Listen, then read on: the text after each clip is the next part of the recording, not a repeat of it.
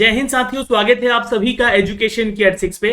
Channel पे आप नए हैं तो प्लीज चैनल को सब्सक्राइब कीजिए। नई वैकेंसी से रिलेटेड जितने भी अपडेट है हम आप तक पहुंचाने का एक छोटा सा प्रयास करते हैं। तो आज वैकेंसी की बात करेंगे इस वीडियो में, और ये वैकेंसी उत्तर प्रदेश से निकाली गई है। जी हाँ, हम बात कर रहे हैं यूपी ट्रिपल एससी की एक और नई वैकेंसी की। अब आप पूछेंगे कि भैया यहाँ पर यूपी ट्रिपल एससी का पीईटी जो 2023 वाला हुआ है ही नहीं, अभी तो उसके फॉर्म आए हैं। तो अगर आप लोगों ने उसका फॉर्म नहीं भरा है तो भर लीजिए, क्योंकि देखिए वहां पे उसको भर के उसका पीटी एग्जाम जरूर दे दीजिए। यूपी से जितने भी रिलेटेड बेस्ट एग्जामिनेशन, जी हाँ, अगर मैं बात करूं बेस्ट एग्जामिनेशन तो आपको यूपी ट्रिपल एससी कंडक्ट करा रही है। जैसे कि ये जो वैकेंसीज निकाली गई है ये यूपी ट्रिपल एससी के तहत ही ग्रुप सी की वैकेंसी है। वेरियस पोस्ट है, मैं आपको बता दूं करीब 4000 से भी ज्यादा बंपर बहाली है ये। जूनियर असिस्टेंट का, जूनियर क्लर्क का, अकाउंटेंट का। यहाँ पे मैं बताऊंगा यहाँ पे सिलेक्शन प्रोसीजर क्या होगा, एज लिमिट कितना है, क्वालिफिकेशन क्या है यहाँ पर, और एग्जाम के जो पैटर्न है, सिलेबस है, वो सब कुछ दिखाऊंगा कहां से आपको मिलेगा। तो चलिए इस सब के बारे में सारी जानकारी एक छोटी सी वीडियो के माध्यम से आप तक पहुंचाने का प्रयास कर रहे हैं। और आप हमारे अगर टेलीग्राम को ज्वाइन नहीं किए हैं एजुकेशन की 86 को, तो अभी ज्वाइन कीजिए। वहां पे वीडियो के लिंक के साथ साथ पीडीएफ भी आपको शेयर किया जाता है। तो जैसा कि मैं आपको यहां से बता रहा हूं दोस्तों, आप हैं यूपी ट्रिपल एससी के ऑफिशियल वेबसाइट पे। देखिए अगर आप लोग जो है यहां से आकर यूपी ट्रिपल एससी पीईटी 2023 के लिए आवेदन नहीं किए हैं तो कर लीजिएगा। ये लिंक एक्टिवेट हो चुका है इसके लिए। अब ये जो है वैकेंसी जो निकाली गई है, ये वैकेंसी दोस्तों आपके जो है ट्रिपल एससी के 2023 से संबंधित नहीं है, ये है संबंधित 2022 से। यानी कि जो भी लोग जो है यूपी ट्रिपल एससी 2022 दे चुके हैं उनके लिए है। यानी कि ये क्या होता है सर, हमारा जो पीईटी टेस्ट है ये क्या होता है, तो देखिए जो भी समलिखित कनिष्ठ सहायक और यहाँ पे कनिष्ठ लिपिक और सहायक स्तर, देखिए ये जो वर्ड है ना ये हिंदी वाले वर्ड है। तो यहाँ पे आपको बता दें कि ये जो वैकेंसीज अपडेट की गई है क्लर्क की है, जूनियर असिस्टेंट की है और साथ में अकाउंटेंट की वैकेंसी है। तो जिसके लिए जो आपका एलिजिबिलिटी क्राइटेरिया सबसे पहले इंपॉर्टेंट मांगा जा रहा है, आपका पीईटी क्लियर होना चाहिए, है ना। आपका जो PET clear in the sense कि आपका एटलीस्ट स्कोर जो है ना पॉजिटिव में होना चाहिए। तो अगर आपने यहाँ पे जो छात्र जो पीईटी दिए हैं वो सम्मिलित हुए हैं इसमें, और आपके पास स्कोर कार्ड है जो कि वैध संख्यात्मक, यहाँ पे बोला भी गया है स्कोर के साथ होना चाहिए, और यहाँ पे जो प्रारंभिक अहर्ता है उसको ये फुलफिल करता है। यानी कि अगर आपने पीईटी 2022 क्लियर रखा है अपने पास उसका स्कोर कार्ड वगैरह, देन आप ही इस फॉर्म को आवेदन कर सकते हैं। मैं आपको क्यों बोल रहा हूँ कि ये जो है यूपी ट्रिपल एससी वाला जो 2023 का फॉर्म आया हुआ है इसको भरने के लिए, देखिए इसका जो लास्ट डेट है ना ये आपका 30 अगस्त है। मैं इसके ऊपर भी एक वीडियो बना के बता दूंगा कि फॉर्म को कैसे भरना है, इसके लिए आप लोग चिंता ना करेंगे। ये आपका एक एग्जाम होता है दोस्तों जो कि प्रिलिमिनरी एलिजिबिलिटी टेस्ट लिया जाता है। जैसे कि अभी मान लीजिए अगर आप बिहार के छात्र हैं तो बीपीएससी क्या कर रही है, एक इंटीग्रेटेड मतलब कि कोर्स मतलब इंटीग्रेटेड फॉर्म निकाली हुई है जिसके माध्यम से 69 बीपीएससी आप भर रहे हैं, या फिर आप जो है यहाँ पर सीडीपीओ का एग्जाम देंगे उसी के थ्रू, या फिर जो है आप एफएओ का एग्जाम देंगे, या फिर आपने जो डीएसपी का पोस्ट आया है उसके लिए फॉर्म भरेंगे। तो वहां पे दिक्कत क्या है ना कि फॉर्म का फीस ज्यादा है, लेकिन यहाँ पे फॉर्म का फीस जो है ना मात्र 185 रुपया है जो जनरल का छात्र आवेदन करेगा।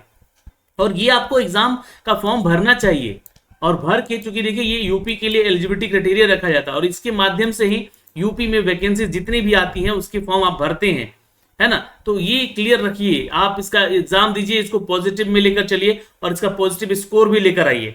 क्या क्या प्रक्रिया है मैं आपको एक अलग वीडियो बना के बताऊंगा। अभी जो है वैकेंसी जो अपडेट की गई है दोस्तों, ये यूपी ट्रिपल एससी की ही वैकेंसी है, और ये वैकेंसी आई है दोस्तों इन पदों के लिए। चलिए आपको बताते हैं अब इसके बारे में सारी जानकारी। 4 अगस्त से इसका फॉर्म जो है प्रकाशित किया गया है, लेकिन फॉर्म जो भरा जाएगा वो 12 सितंबर से भरा जाएगा। तो आपको देखिए 1 महीने पहले इंटीमेट कर दिया गया, लेकिन आपके पास जो है ना ये यूपी ट्रिपल एससी का पीईटी 2022 क्लियर होना चाहिए। 3 अक्टूबर लास्ट डेट है यहाँ पे आवेदन करने का। 10 अक्टूबर जो है दोस्तों ये आप जो है कोई संशोधन वगैरह कर सकते हैं अगर कोई त्रुटि होती है आपके फॉर्म को भरने को लेकर। तो ये तो जानकारी यहाँ से आपको दी गई है। और सबसे पहले हम लोग फीस की चर्चा करते हैं, क्योंकि यहाँ पे फीस जो है बहुत इंपॉर्टेंस है। तो आवेदन करने के लिए जो फीस चार्ज लग रहा है आपका वो लग रहा है मात्र 25 रुपया। ठीक है, ये ध्यान रखिएगा, यहाँ पे जो है 25 रुपया आपसे कुल योग चार्ज लग रहा है। क्यों? क्योंकि यूपी ट्रिपल एससी का आपने फॉर्म भरा होगा, वहां पे 200 रुपये ऑलरेडी आपसे लिए जा चुके। तो आप किसी भी कैटेगरी में आते हैं इसके जो एग्जाम आपने दिए हैं पीईटी के, तो 25 रुपये में आप अभी जो मेन पेपर कह लीजिए इसको अब तो है ना, तो इसका एग्जाम का फॉर्म भर सकते हैं। देखिए ये जो जानकारी दी गई है यहाँ पे सब कुछ दी गई है, ये आप फॉर्म को कैसे भरना है ये अपडेट दिया गया। यहाँ से आप लोग इसको एक एक करके पढ़ सकते हैं। और जो वेरियस पोस्ट है दोस्तों यहाँ पे जो निकाले गए हैं, ये जो है कनिष्ठ सहायक यानी कि असिस्टेंट का पोस्ट है, कनिष्ठ लिपिक यानी क्लर्क का पोस्ट है, और ये सहायक स्तर पे यानी कि जो अकाउंटेंट का जो पोस्ट है कुछ दोस्तों यहाँ पे। तो 3 तरह की वैकेंसी है। कितने पदों की वैकेंसी है ये मैं आपको दिखाता हूँ यहाँ से। तो ये जो है आपका अपडेट आया है दोस्तों, यहाँ पे देख सकते हैं राजस्व विभाग की तरफ से ये वैकेंसी है, जहां पर आपका कनिष्ठ सहायक यानी कि जो है असिस्टेंट का जो पोस्ट है ये जनपद स्तर पर निकाला गया है। आपको बता दें यहाँ पे कि इसका जो सैलरी स्केल होगा दोस्तों ये 5200 ग्रेड पे का सैलरी स्केल है। और कुल अगर वैकेंसी की बात करें तो 1150 वैकेंसी सिर्फ इस पोस्ट पे है। राजस्व विभाग में ही अगर हम बात करें कनिष्ठ सहायक के लिए, जो कि मंडलायुक्त कार्यालय में आपको यहाँ पे अधिकारी का जॉब मिलेगा, जो कि आपका स्थायी होगा ये भी, और ये भी परमानेंट जॉब है। 56 पोस्ट है यहाँ पे। अगर हम बात करें सिंचाई विभाग की दोस्तों यहाँ पे, तो सिंचाई विभाग में भी आप देखिए, थोड़ा सा मैं जूम करके दिखाना चाहूंगा आपको। सिंचाई जल संसाधन विभाग की तरफ से जो है लखनऊ में, फिर आपका जो है सिंचाई जल संसाधन विभाग लखनऊ में, यहाँ पे भी आपको जो है कनिष्ठ सहायक के पदों का यहाँ पे विवरण दिया गया है, जो कि आपका एक खंडीय संवर्ग से संबंधित है और एक आपका प्रमुख अभियंता यानी कि इंजीनियरिंग डिपार्टमेंट से ये संबंधित है। तो यहाँ पे जो खंडीय संवर्ग की जो आवेदन करेंगे आप, कुल 1034 पोस्ट है। कैटेगरी वाइज देखिए, आप लोग सीट चेक कर लीजिएगा किस कैटेगरी में है। और सैलरी यहाँ पे बिल्कुल 5200 ग्रेड पे का ही है सैलरी। तो मान के चलिएगा कि 20,000 की सैलरी बेसिक होगी, प्लस अलाउंस आपको यहाँ से मिलेगा लेवल 3 के तहत। तो ये ध्यान में रखिएगा जिनका भी ये अपडेट है, ये भी आपका परमानेंट जॉब है। और निदेशक बाल विकास के लिए यहाँ पे पोस्ट है दोस्तों कनिष्ठ सहायक का ही, जो कि सेम सैलरी स्केल है, और यहाँ पे 739 पोस्ट है इनके। उसके अलावा देखिएगा तो यहाँ पे शिक्षा निदेशक के पोस्ट है यहाँ पे दोस्तों उत्तर प्रदेश में, कनिष्ठ सहायक के ही, सेम सैलरी स्केल है, और यहाँ पे 112 सीट है। अगर हम बात करें एनसीसी की, तो यहाँ पे दोस्तों इसमें भी कनिष्ठ सहायक की वैकेंसी है, 100 वैकेंसी यहाँ पे दी गई है। ये आपका जनरल कैटेगरी, ओबीसी कैटेगरी, ये सब उत्तर प्रदेश के छात्रों को मिलेगा इसका लाभ, लेकिन ये ध्यान रखेंगे यहाँ पे ये जो पोस्ट है कैटेगरी वाइज दी गई है। अब बात करें ग्रामीण अभियंत्रण विभाग में, तो दोस्तों कनिष्ठ सहायक के ही पोस्ट है, जिसका सेम सैलरी स्केल है, और यहाँ पे लगभग 92 सीटें हैं यहाँ पर। और ग्रामीण अभियंत्रण विभाग की बात करें तो सेम सैलरी स्केल है, यहाँ पे कनिष्ठ सहायक के ही पोस्ट है, 5 वैकेंसी है।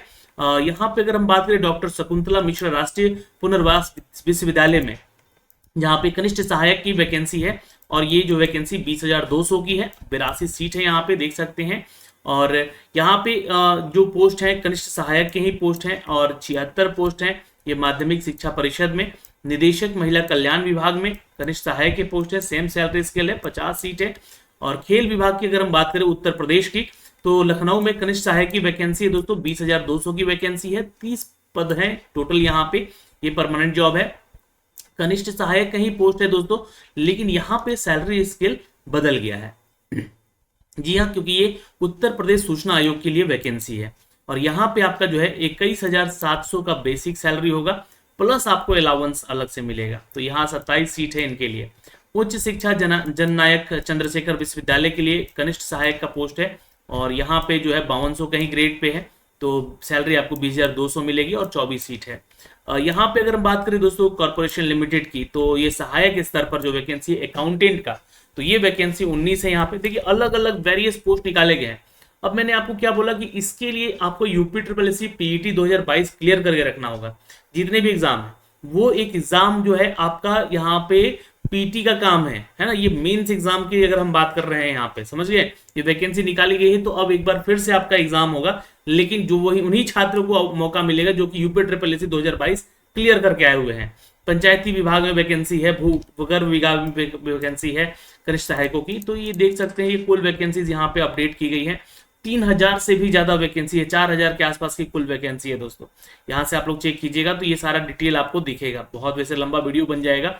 यहाँ पे देखिए, यहाँ पे टोटल वैकेंसी जो है ना आपको बताई गई है 3831। ये सिर्फ और सिर्फ कनिष्ठ सहायक की वैकेंसीज हैं और कुछ ग्रेड स्तर की वैकेंसी है। उसके अलावा दोस्तों जो कि आरक्षण वाइज आपको वैकेंसी दी गई है, वहां पे भी देख सकते हैं कुछ वैकेंसीज यहाँ पे हैं। तो ये मिला के लगभग जो है ना 4000 के आसपास की टोटल वैकेंसी है दोस्तों, जो कि कुल विवरण यहाँ पे आपको देखने को मिलता है। बैकलॉग की भी कुछ वैकेंसीज यहाँ पे अपग्रेड की गई है, तो जिनको देखकर आप लोग जो है आवेदन कर सकते हैं। देख सकते हैं 713 पद यहाँ पे कुल है। देखिए, जो भी छात्र यहाँ पे आवेदन करेंगे, एक चीज ध्यान रखिएगा, ये सारी जानकारी आपको दी गई है आपके दिव्यांगता संबंधित, अगर शॉर्ट फॉर्म में दिया गया है कहीं आपको दिखे तो इस चीज को यहाँ से समझ सकते हैं आकर आप लोग, ठीक है। अब थोड़ा सा मैं एजुकेशन पे बात करता हूँ यहाँ पे। तो देखिएगा, जो अनिवार्य अर्हता यानी कि जो आपका एसेंशियल क्वालिफिकेशन है वो क्या होना चाहिए। उत्तर प्रदेश सरकारी विभाग के लिपि संवर्ग के लिए सेवा नियमावली 2014 के तहत और 2014 के भाग 4 के नियम 10 के अनुसार जो आपका कनिष्ठ सहायक और कनिष्ठ लिपिक यानी यहाँ पे असिस्टेंट और क्लर्क और सहायक स्तर यानी कि जो आपका जो वैकेंसी है अकाउंट का है ना, उस पद पर सीधी भर्ती के लिए आपको जो है कुछ निम्न अर्हता है, जैसे कि माध्यमिक शिक्षक परिषद के उत्तर प्रदेश के तहत आपका इंटरमीडिएट होना चाहिए या सरकार के द्वारा उसके समकक्ष मान्यता प्राप्त कोई परीक्षा अवश्य उत्तीर्ण कर लेनी चाहिए। यानी कि इंटरमीडिएट आपने जो है कहीं से भी पास किया हो, यहाँ में लिख दिया गया है ना, यानी कि अदर स्टेट वाले भी उसको आवेदन कर सकते हैं। हिंदी और अंग्रेजी टंकन में आपके पास जो है स्पीड होना चाहिए टाइपिंग का 25 वर्ड पर मिनट और 30 वर्ड पर मिनट। जी हाँ, हिंदी में आपका 25 वर्ड है और 30 वर्ड पर मिनट है आपका अंग्रेजी में।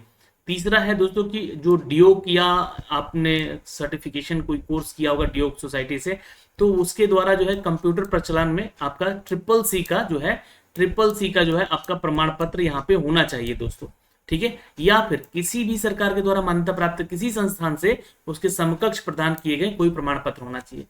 तो किसी भी बोल दिया इसका मतलब कि इसके लेवल का होना चाहिए सर्टिफिकेशन, है ना। आप नीलेट से किए हैं या डियोग से किए हैं ये डिपेंड नहीं करता, बट ट्रिपल सी का सर्टिफिकेशन आपके पास होना चाहिए, ये मान्यता प्राप्त होना चाहिए। और जो देखिए अधिमानी अर्हता दी गई है यानी कि जो प्रिफरेबल है यहाँ पे उनको प्रेफरेंस किया जाएगा। तो क्या है, तो उत्तर प्रदेश सरकारी विभाग लिपि संवर्ग सेवा नियमावली के तहत यहाँ पे 4 नियम और हैं जिसके अनुसार इन बातों को समान रखता है और सीधी भर्ती मामले में ऐसे अभ्यर्थियों को अधिमान दिया जाएगा। अधिमान यानी कि उनको प्रेफरेंस दिया जाएगा। तो पहला है प्रादेशिक सेना में अगर आप लोग 2 साल काम किए हैं तो भाई बिल्कुल आप उत्तर प्रदेश में अगर जैसे कि बिहार में बीएमपी होता है, बिहार मिलिट्री पुलिस, उत्तर प्रदेश में भी मिलिट्री पुलिस है, तो वहां पे अगर आप 2 साल तक काम किए हैं तो आपको यहाँ प्रेफरेंस मिलेगा। अगर आप एनसीसी में सर्टिफिकेशन भी प्राप्त किए हुए हैं तो आपको यहाँ पे प्रेफरेंस मिलेगा। आपके सिलेक्शन के दौरान इन सब चीजों को देखा जाएगा। अब आइए उम्र सीमा की बात कर लेते हैं, क्योंकि यहाँ पे उम्र सीमा को लेकर जो नियमावली है आपका 2014 वाला वही चला आ रहा है वैकेंसीज के तहत। तो आपका जो है 1 जुलाई को 18 साल कम से कम उम्र हो जाना चाहिए और जो मैक्सिमम है इसका 40 साल उम्र है। तो जो भी छात्र यही वैकेंसी बहुत पिछले साल कम निकली है इसलिए एज क्राइटेरिया यहाँ पे बढ़ाकर दे दिया गया है। और उत्तर प्रदेश सरकार जो है यहाँ पे एक चीज रखा है कि 40 वर्ष जो है अधिकतम उम्र सीमा दे दी है ताकि आप सभी छात्र जो है आवेदन के योग्य हैं तो आवेदन कर सके। चयन का आधार क्या होगा, देखिए यानी कि सिलेक्शन प्रोसीजर क्या होगा, मैं आपको सब कुछ स्टेप बाय स्टेप बता रहा हूँ। इन सभी चीजों को ध्यान में देखिएगा और आगे बढ़िएगा। तो यहाँ पे आपका लिखित परीक्षा होगा और उसका पाठ्यक्रम भी दिया गया है, पहला तो आपका है ना, और ये वही परीक्षा छात्र देंगे जो कि पीईटी 2022 क्लियर किए हुए हैं और इन तीनों ही वैकेंसीज के लिए आप आवेदन कर सकेंगे, ठीक है। और ये ध्यान रखिएगा आपका जो है सिलेबस भी मेंशन किया गया और एग्जाम पैटर्न भी यहाँ पे दिया गया। तो परीक्षा का योजना कुछ इस तरह से, परीक्षा के विषय दिए गए हैं, प्रश्नों की संख्या दी गई है, निर्धारित कुल अंक दिए गए हैं, यानी कि ये सब कुछ जानकारी यहाँ से मिलेगी आपको। तो हिंदी परिज्ञान और लेखन योग्यता आपका जो है 30 प्रश्न आएंगे, 30 अंक मिलेंगे। सामान्य बुद्धि परीक्षण यानी कि जो रीजनिंग क्वेश्चन होंगे 15 होंगे और यहाँ 15 मार्क्स मिलेंगे। जनरल नॉलेज के 20 क्वेश्चन होंगे, 20 मार्क्स मिलेंगे। और कंप्यूटर और सूचना प्रौद्योगिकी यानी कि आईटी से और कंप्यूटर से संबंधित जो है आपके और करेंट अफेयर से संबंधित और टेक्नोलॉजी से संबंधित जो क्वेश्चन आर होंगे वो 15 होंगे और 15 क्वेश्चन मिलेंगे। और उत्तर प्रदेश राज्य से संबंधित आपका जो है जनरल नॉलेज पूछा जाएगा, ये 20 नंबर का होगा। तो 100 नंबर का यहाँ पे टेस्ट होगा जिसके लिए आपको 120 मिनट समय दिया जाएगा। अब यहाँ पे जो है उपर्युक्त में जितने भी आप हैं एग्जाम दे रहे हैं तो निगेटिव मार्किंग दिए जाने के प्रावधान बिल्कुल है। यहाँ पर आपको जो है अंक का 25% अर्थात 1/4 जो है काटा जाएगा। निगेटिव मार्किंग 1/4 है यहाँ पे। अब ये आपका सिलेबस दिया गया है, इस पाठ्यक्रम को यहाँ से पढ़ेंगे। हिंदी परिज्ञान और लेखन योग्यता में क्या क्या आपकी योग्यता होनी चाहिए, तो ये जो है आपका सिलेबस पूछा जा रहा है। हिंदी भाषा ज्ञान होना चाहिए और उसकी समझ और लेखन की योग्यता आपसे होनी चाहिए, उसी की जांच यहाँ पे होगी। और यह प्रश्न पत्र जो है आपका माध्यमिक शिक्षा परीक्षा उत्तर प्रदेश इंटरमीडिएट परीक्षा के स्तर पर ही पूछा जाएगा। और आपका दोस्तों सामान्य बुद्धि या परीक्षण की जांच जो होगी यानी कि जो आपका रीजनिंग वाला सेक्शन होगा वो आपके समझने, संबंधों, समानताओं और संगताओं को पता लगाने के लिए आपसे एक रीजनिंग का टेस्ट लिया जाएगा। बहुत ही बेसिक टेस्ट होते हैं ये, ठीक है, लेकिन अच्छा क्वेश्चन रहता है। सामान्य जानकारी आपको यहाँ से जो जनरल नॉलेज होगी वो पूछी जाएगी, आपके जीके जीएस वाले सेक्शन से पूछी जाएगी, और जो कंप्यूटर से संबंधित जो सवाल होंगे वो उनसे संबंधित जो आपके टॉपिक यहाँ पे दिए गए हैं, ईमेल, स्प्रेडशीट क्या होता है, ऑपरेटिंग सिस्टम पढ़ लीजिएगा, डिजिटल, ये आपके सिलेबस है, WWW क्या होता है, भविष्य में कौशल साइबर सुरक्षा क्या होने वाला है, आर्टिफिशियल इंटेलिजेंस बढ़ रहा है उसके बारे में क्वेश्चन होगा, बिग डेटा प्रोसेसिंग क्या होता है, ये सब कुछ, ये इंटरनेट और इंटरनेट ऑफ थिंकिंग, ये सब कुछ जानकारी यहाँ से आपको होनी चाहिए कंप्यूटर में। तो ये जानकारी आपको अगर वहाँ पे पूछी जाएगी। उत्तर प्रदेश राज्य से संबंधित जीके भी पूछा जाएगा, जो कि भाग 5 यहाँ पे दिया गया है, और इन सभी टॉपिक पे जो है आपके जीके होंगे। तो सबसे इंपॉर्टेंट है आपका उत्तर प्रदेश का ये जीके, जो कि 20 नंबर का यहाँ पूछा जाएगा, 20 क्वेश्चन होंगे। लिखित परीक्षा से संबंध जो है विशेष कुछ नोट दिए गए हैं, जैसे कि आपका जो है यहाँ पर श्रेणी वाई है ना, जैसे कि इन सभी तीनों पोस्ट के लिए जो सिलेक्शन होगा 15 गुना अभ्यर्थियों को बुलाया जाएगा, कट ऑफ के अनुसार आपके परसेंटाइल स्कोर देखे जाएंगे, और यहाँ पे जो है समस्त अभ्यर्थियों को सम्मिलित करते हुए मुख्य परीक्षा हेतु शॉर्टलिस्ट किया जाएगा। तो ये परीक्षा आपको जो है शॉर्टलिस्ट करेगा किसके लिए, तो मेन एग्जाम के लिए आप, ठीक है, यानी कि जिस विभाग में जैसा एग्जाम होता है उस वो विभाग तो अपना एग्जाम लेगा ही ना। तो यहाँ पे दोस्तों ये शॉर्टलिस्ट किया जाएगा इस एग्जाम में 15 गुना छात्रों को। तो वैकेंसी मान लीजिए अगर 4000 है तो 15 चौका 60, यानी 60,000 लोगों को यहाँ पे लगभग बुलाया जाएगा। उत्तर प्रदेश के आरक्षित श्रेणी में अभ्यर्थी जो है आवेदन की श्रेणी अवश्य अंकित करें। एक से अधिक आरक्षित श्रेणी का दावा करने वाले अभ्यर्थियों को केवल एक ही छूट मिलेगी, अधिक लाभकारी होने का अनुमान उनको नहीं होगा।